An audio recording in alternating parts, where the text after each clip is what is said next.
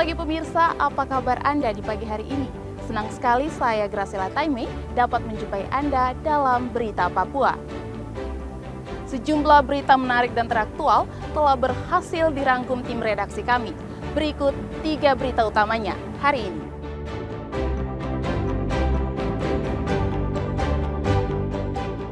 Unjuk rasa ratusan mahasiswa Universitas Cendrawasih ricuh, sebuah truk polisi dibakar massa.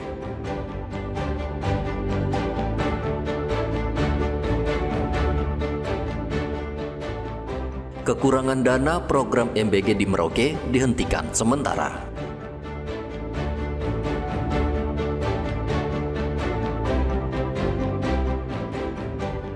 Kelebihan kapasitas, lapas kelas 2B Merauke sudah tidak layak huni.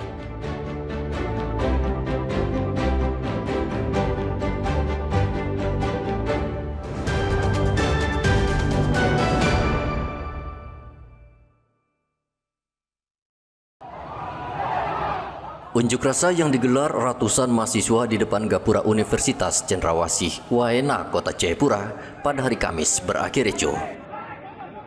Demonstrasi ini digelar sebagai bentuk protes terhadap rencana kenaikan uang kuliah tunggal.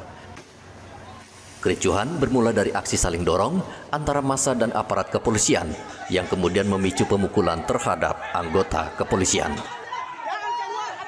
Merespon situasi yang memanas, aparat bertindak dengan menembakkan gas air mata ke arah massa serta melepaskan tembakan peringatan ke udara. Polisi yang menyemprotkan meriam air ke mahasiswa dibalas dengan lemparan batu. Sedikitnya 4 polisi terluka terkena lemparan batu. Mahasiswa yang terus melawan membuat polisi mundur dan meninggalkan sebuah truk di lokasi. Truk yang ditinggalkan polisi kemudian dibakar oleh mahasiswa. Menyampaikan aspirasi daripada beberapa mahasiswa terkait dengan biaya pendidikan di kampus. Memang sudah diterima oleh pihak rektorat, diwakili oleh Wakil Rektor 3, untuk menerima aspirasi dari para mahasiswa.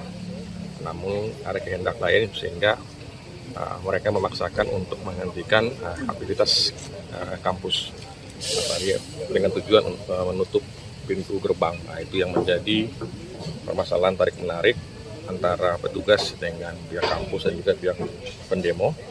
Akhirnya terjadi pelemparan oleh massa kepada aparat kepolisian yang pada saat itu melaksanakan pengamanan. Si penyerangan dengan menggunakan batu dan juga beberapa material lain mengakibatkan dari kami Polres Jayapura Kota 3 mengalami luka. Saat ini sudah di dalam penanganan Rumah Sakit Bayangkara. Sama 1 unit material, 1 unit truk yang dibakar oleh massa. Setelah mendapat bantuan dari Brimob, mahasiswa yang berunjuk rasa akhirnya dibubarkan. Polisi masih berjaga di pintu masuk Universitas Cendrawasih untuk mengantisipasi adanya aksi susulan mahasiswa.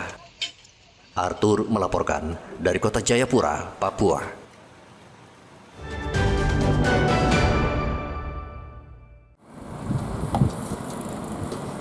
Lapas kelas 2B Merauke, Papua Selatan yang terletak di jantung kota Merauke saat ini kondisinya sudah tidak layak. Bangunan lapas ini sudah termakan usia karena dibangun tahun 1952 dan tidak mengalami perubahan atau renovasi. Selain bangunan yang sudah tua, kapasitas lapas Merauke juga sudah tidak bisa lagi menampung narapidana. Warga binaan yang tinggal di dalam sel berdesak-desakan sehingga tidak manusiawi. Kapasitas lapas maksimal sekitar 300 warga binaan, namun kini harus menampung lebih dari 600 warga binaan, lebih dari 2 kali lipat daya tampung.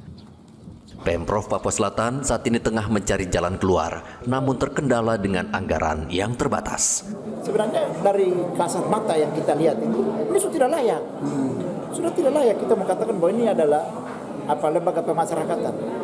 Sebenarnya ini kita mengatakan kata kasar saja bahwa ini bukan lembaga pemasyarakatan, tapi ini ada lembaga penampungan aja, begitu. Karena yang ditampung ini kan perempuan, narkoba, segala macam politik, juga tahanan politik, semua ada gabung di sini. Padahal sebenarnya kalau namanya lembaga pemasyarakatan ada klasifikasinya. Yang ini di situ, yang ini di situ, yang ini di situ, tapi tidak ada memang karena memang kondisi gedung, fasilitas yang ada seperti itu. Jadi memang ini gedung yang memaksakan kita untuk harus tampung seperti itu. Gitu. Sederhana saja saya mau katakan bahwa sebenarnya kita ini punya niat untuk merubah ini. Kita punya kemauan. Tapi sekarang itu kita terkendala karena lembaga vertikal. Terima kasih. Lapas kelas 2B Merauke tidak hanya menampung tahanan kasus kriminal, namun juga warga binaan wanita, anak-anak, dan kasus narkoba. Kondisi lapas yang sudah tua dan overkapasitas rawan memicu berbagai masalah seperti kerusuhan di dalam lapas, tahanan yang melarikan diri, hingga berdampak buruk bagi kesehatan para warga binaan. Muhammad Ridwan melaporkan dari Merauke, Papua Selatan.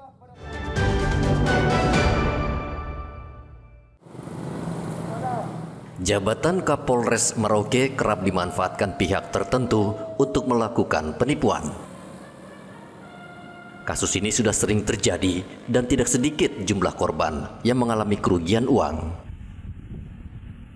Hal ini juga dialami Kapolres Merauke AKBP Leonardo Yoga. Nama dia seringkali dicatut para penipu di media sosial. Para penipu ini menggunakan nama Kapolres untuk membantu menyelesaikan kasus yang menimpa korban asal dengan imbalan uang. Kepala Seksi Humas Polres Merauke AKP Pri Sutejo meminta masyarakat lebih jeli dan teliti mengecek informasi di media sosial karena Polres Merauke tidak pernah meminta uang dalam menangani kasus pidana maupun perdata. Saya minta kepada masyarakat untuk tidak mudah percaya kalau ada SMS atau WA atau telepon yang mengatasnamakan Kapolres Merauke atau keluarga Kapolres Merauke yang memberikan iming-iming bisa membantu menyelesaikan suatu masalah. Kalau ada hal tersebut, saya minta nomor HP-nya dicatat lalu dilaporkan ke Polres Merauke. Modus penipuan seperti ini dilakukan melalui media sosial. Para penipu biasanya menggunakan WhatsApp dan mencantumkan foto profil Kapolres Merauke, lalu mereka merayu korbannya. Masyarakat diimbau untuk lebih berhati-hati dan tidak mudah percaya dengan informasi yang beredar di media sosial. Muhammad Ridwan melaporkan dari Merauke, Papua Selatan.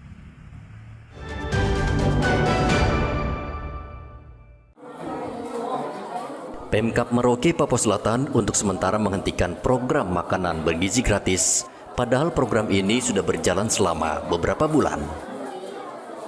Penghentian sementara program ini bukan karena protes dari siswa atau kualitas menu makanan yang buruk, namun karena proses peralihan sistem pembayaran serta banyak sekolah yang libur karena melaksanakan ujian. Koordinator program makanan bergizi gratis Letkol Joni Novriadi menjelaskan, kini dana program MBG tidak lagi disalurkan melalui yayasan, namun langsung disalurkan dari pusat ke dapur sehat. Peralihan itu yang menyebabkan keterlambatan pembayaran. Adanya perubahan sistem dalam untuk pembayarannya. Jadi karena ada perubahan sistem tersebut, ya ini hanya teknis saja sebenarnya. Jadi sempat terhenti, ya kan, bukan seperti terhenti memang, gara-gara kalau di PKS-nya atau di MOU-nya dari MBG ini kita akan dibayar per masa 10 hari baru dibayar.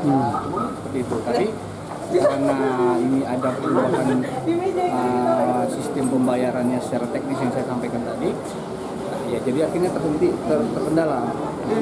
Itu apa perubahannya itu? Ya berubah awalnya dari BGN itu ke mana, ke yayasan baru ke dapur atau ke distributor yang ada di sini. Sekarang tidak, jadi nanti dapur bisa langsung ngambil uangnya. Nah itu lebih bagus lagi sebenarnya. Langkah yang diambil oleh BGN itu lebih taktis. Kalau saya bilang lebih taktis, yang lebih cepat gitu ya. Program makanan bergizi gratis melayani 7 sekolah di Merauke dengan jumlah siswa keseluruhan mencapai 3.200 orang. Sejauh ini program makanan bergizi gratis di Merauke, Papua Selatan berjalan lancar. Namun selama 10 hari terakhir, dana untuk program ini macet dan pelaksana tidak sanggup menanggung biaya untuk melanjutkan program ini. Muhammad Ridwan melaporkan dari Merauke, Papua Selatan.